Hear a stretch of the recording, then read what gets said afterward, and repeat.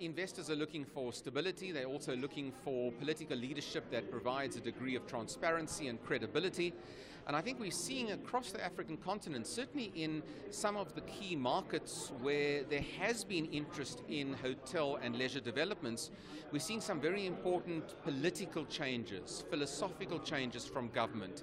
In Ethiopia, we are seeing a new president who looks as though he's about to certainly embrace the private sector into some of the heavily state-controlled enterprises in that particular country. Now, that's music to the ears of many investors. In Angola, we are seeing what has effectively been a Marxist government since independence also begin a process of unbundling the state-owned enterprises. Again, music to the ears of investors. Here in Kenya, we are seeing a greater degree of political stability as a result of this rapprochement between the two competing political forces in this country. And that clearly, just in terms of the figures, has shown an increase in foreign arrivals at Nairobi airport. It's shown a revival in the construction of hotel rooms in Kenya also over the course of the last year, an absolute direct correlation. The more instability, of course, the more stagnation there is in investment.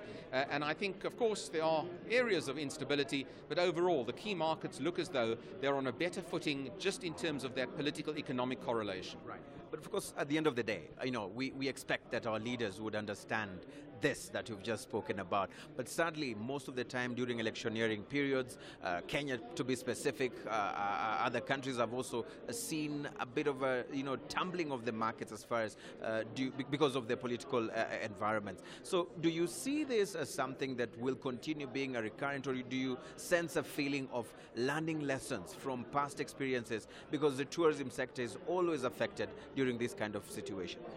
Well, look, I think Africa is still experimenting with what I call competitive democracy, and we're seeing a maturing of democratic processes across the country. You get some very robust political systems. In Kenya, it's very robust.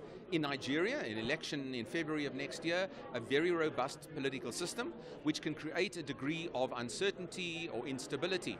Now, the hotel and leisure industry are medium to long-term investors. They need to withstand some of the short-term political noise that we hear. And I do believe that in the industry itself, they are not overtly influenced by short-term political noise. They see the bigger picture: demographic change, growing disposable incomes, more intra-African trade, more opening up of the air traffic controls across the African continent. And in a sense, it's risk on for these investors, notwithstanding these more short-term political risks. They've learned to live with it, they've learned to manage it, and I believe in many of these emerging African democracies, yes, it's robust, but they too are developing a much more mature approach to political competitiveness.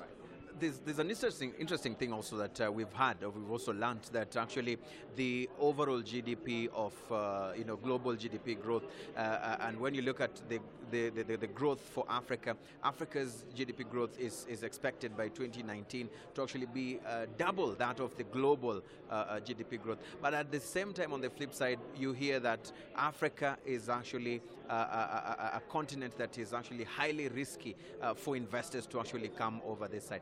Why do you see this contrast in this story versus what we see on the ground as far as the growth of these economies are concerned? What's the missing link?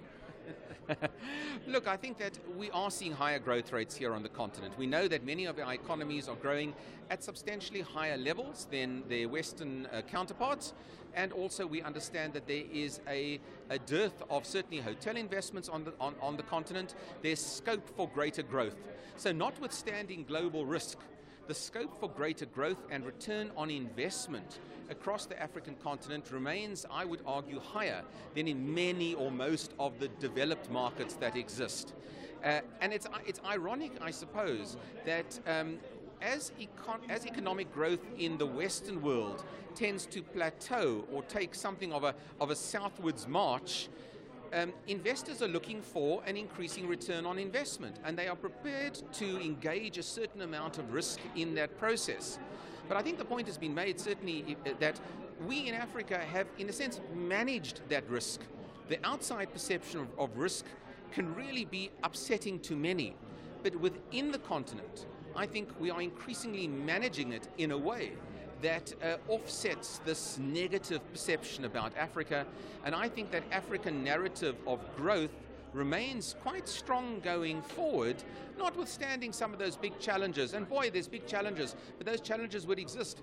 Frankly, if you were in Western Europe with political challenges, in Donald Trump's America, where there are political challenges as well, in China, where there's a Chinese economy that may well stagnate a little more into the next year, investors are going to be still looking for that return on investment, and that global picture also will push them towards this continent. Right. And so you're talking of those political wars. You actually mentioned that when two elephants fight, it's the grass that actually hurts. But on the flip side, you also said that Africa is actually going to stand a higher chance of gaining from this political, shakeups that are happening outside, as far as the trade wars or the trade disputes are concerned. Could you kindly just explain further why?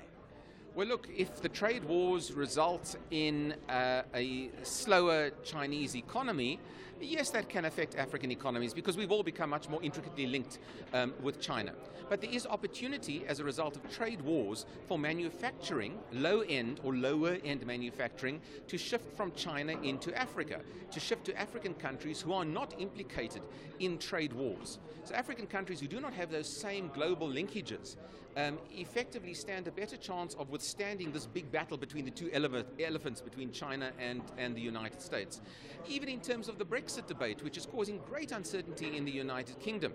There's an opportunity for Britain to do direct bilateral deals with many African countries, and we've seen Prime Minister Theresa May on an African sortie looking for potential opportunities into the future, and in fact many of the European heads of state have been out looking for the same. So there's a clamoring, in a sense, an understanding of the future potential of Africa and how that will play into some of these changing global dynamics that we see. So there isn't really a disconnect in a sense. These emerging and frontier market economies will drive the global economy going forward. And I think there's an appreciation of that now. And as those global economies, the Western economies, start to slow in the course of the next 12 to 18 months or so, the clamoring for a better return on investment will again focus on the African continent. Right.